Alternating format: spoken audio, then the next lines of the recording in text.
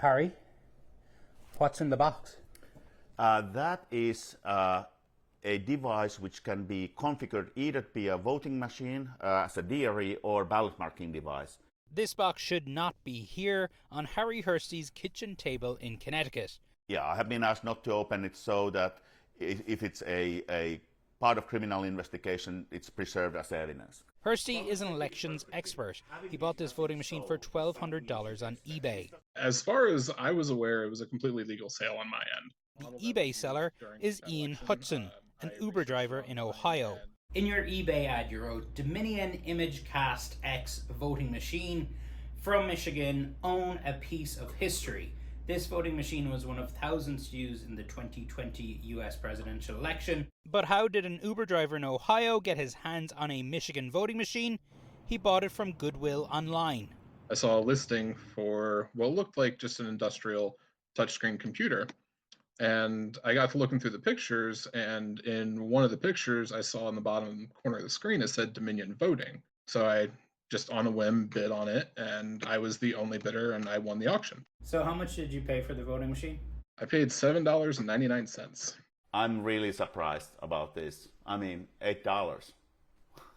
He made a good profit. It turns out someone dropped the voting machine off at this Goodwill in northern Michigan. Who that person is remains a mystery, but the Goodwill put the voting machine for sale up on its website. I wasn't even aware that they were supposed to be sold, let alone donated to Goodwill. It is shocking that only when we started asking, does it belong somewhere, only after that they realized it has been stolen. They being the Michigan Secretary of State's office. One of Michigan's voting machines showed up on eBay. Yeah, we immediately referred it to law enforcement. Clearly it's raised some issues about the chain of custody and how these machines are secured.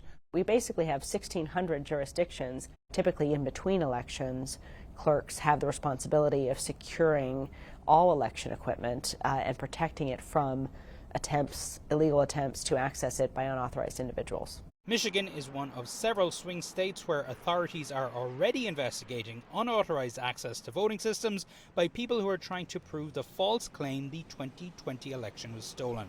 There is a nationally coordinated effort to try to interfere with our elections that's manifesting itself at the local level in incidents like these in Michigan. What you really have is individuals who don't seem to understand the technicalities of the elections process or election security, trying to gain access to machines to keep the misinformation alive. What do you say to the voter who is skeptical, who's watching this and saying, they lost a voting machine in Michigan? Well, a couple of things. One, Michigan's elections are secured. Before every election, we test every machine for accuracy. We've never seen, even with this unauthorized access to machines, any actual evidence of any challenges or wrongdoing or lack of security in the process.